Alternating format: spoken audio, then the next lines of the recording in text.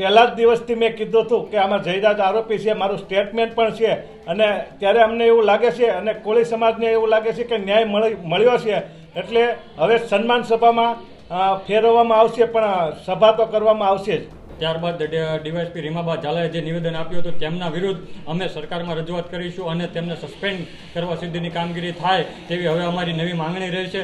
નમસ્કાર દર્શક મિત્રો, બગદાણાની બબાલમાં સ્પેશિયલ ઇન્વેસ્ટિગેશન ટીમ દ્વારા માયાભાઈ આહિરના દીકરા જયરાજ આહિરની ધરપકડ કરવામાં આવતા હવે કોળી સમાજમાં આનંદનો માહોલ છે.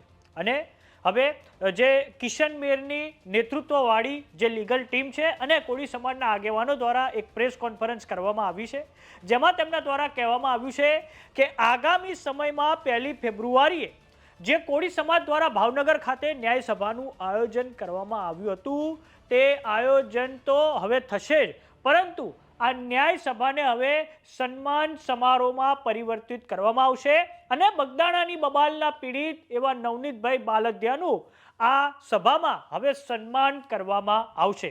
આ ઉપરાંત જે કિશન મેર છે તેમણે હવે સ્પેશિયલ ઇન્વેસ્ટિગેશન ટીમ સમક્ષ જે છે એ નવી માંગણી કરી છે કે આ સમગ્ર કેસમાં જે બગદાણાના પૂર્વ પીઆઈ છે ડીવી ડાંગર તેમને પણ હવે આરોપી બનાવવામાં આવે. આ ઉપરાંત જે છે ડીવાયએસપી રીમા ઝાલા કે જેમણે નવનીત બાલદિયાના દીકરાને બોલાવીને તેમની સાથે ગેરવ્યવહાર કર્યો હતો તેમને હવે સસ્પેન્ડ કરવામાં આવે. આમ કોળી સમાજ દ્વારા હવે આ બે નવી માંગણીઓ કરવામાં આવી રહી છે. તો આવો સાંભળીએ કોળી સમાજના આગેવાનોએ પ્રેસ કોન્ફરન્સ કરીને શું કહ્યું છે. આજે 1 તારીખે અમારું જે આયોજન હતું ન્યાય સભાનું, તેની અમે અરજી પણ આપી હતી મંજૂરી માટે નવનીતભાઈના, અને જે નવનીતભાઈને ન્યાય મળે એના માટે અમારે 1 તારીખે સભાનું આયોજન હતું. પણ હવે જે ન્યાય મળી ગયો અને જયરાજની ધરપકડ થઈ છે, તો આજે પહેલા જ દિવસથી મેં કીધું હતું કે આમાં જયરાજ આરોપી છે, મારું સ્ટેટમેન્ટ પણ છે, અને ત્યારે અમને એવું લાગે છે અને કોળી સમાજને એવું લાગે છે કે ન્યાય મળ્યો છે, એટલે હવે સન્માન સભામાં ફેરવવામાં આવશે, પણ સભા તો કરવામાં આવશે જ. જે ચોક્કસપણે જે શરૂઆતના પીઆઈ હતા ડાંગર દ્વારા તેમના દ્વારા જે કાચું કાપવામાં આવ્યું હતું તેની પરિસ્થિતિને અને સંજોગો વસાત ત્યારબાદ ડીવાયએસપી રીમાબા ઝાલાએ જે નિવેદન આપ્યું હતું તેમના વિરુદ્ધ અમે સરકારમાં રજૂઆત કરીશું અને તેમને સસ્પેન્ડ કરવા સુધીની કામગીરી થાય તેવી હવે અમારી નવી માંગણી રહી છે.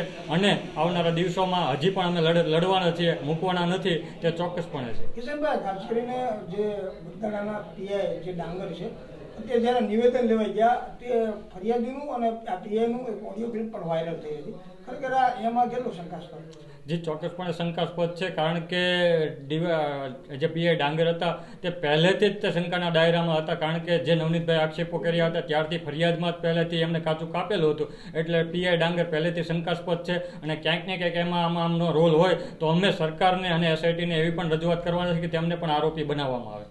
કિશનભાઈ, જે રીતના આરોપી અત્યાર સુધીના ઝડપાણા છે, હજી તમે લીગલ ટીમે જે રીતના તપાસ કરી છે, પુરાવા લાવ્યા છો, હજી કોઈ આરોપી બાકી હોય એવું ખરી? જે ચોક્કસપણે અમારા ધ્યાન ઉપર એક આ ડાંગર સાથેના કોઈ અન્ય પણ એક આરોપી ઇન્વોલ્વમેન્ટ હોવાની સંપૂર્ણ શક્યતા છે. તે એસઆઈટીને અમે ઓલરેડી રજૂઆત કરી દીધી છે અને સીસીટીવી ફૂટેજ મેળવવા માટેની પણ એસઆઈટીને રજૂઆત કરેલી છે. ચોક્કસપણે આવનારા દિવસોમાં નવા એક આરોપીનું ઇન્વોલ્વમેન્ટ ખુલશે તેવી અમને સંપૂર્ણ શક્યતા છે. તો વાત કરીએ બગદાણાની બબાલની કે જેના કારણે કોળી સમાજમાં ભારે આક્રોશનો માહોલ હતો અને કોળી સમાજના લોકો દ્વારા પોલીસ તપાસને લઈને ખૂબ મોટા પાયે પ્રશ્નાર્થ ઊભા કરવામાં આવ્યા હતા અને તે પછી સરકારને રજૂઆત કરવામાં આવી હતી અને સરકારે એ પછી આઈપીએસ અધિકારી જયવીર ગઢવીની અધ્યક્ષતામાં એક સ્પેશિયલ ઇન્વેસ્ટિગેશન ટીમનું ગઠન કર્યું છે અને થોડાક સમય અગાઉ જયરાજ આહિરની ધરપકડ કરવામાં આવી છે અને હવે એસઆઈટીની ટીમ જયરાજ આહિરને આજે કોર્ટમાં રજૂ કરી શકે છે અને આ સમગ્ર કેસને લઈને તેની પૂછપરછ કરવા માટે એસઆઈટી દ્વારા આગામી સમય માટે તેના રિમાન્ડ મેળવી શકાય છે. આમ આજે જયરાજ આહિરને કોર્ટમાં રજૂ કરવામાં આવશે. તો બીજી તરફ હવે કોળી સમાજ 1 ફેબ્રુઆરીએ તેનું જે સંમેલન છે તે સંમેલન તો કરશે જ, પરંતુ તે સંમેલનમાં બગદાણાની બબાલના પીડિત નવનીત બાલદિયાનું સન્માન કરવામાં આવશે.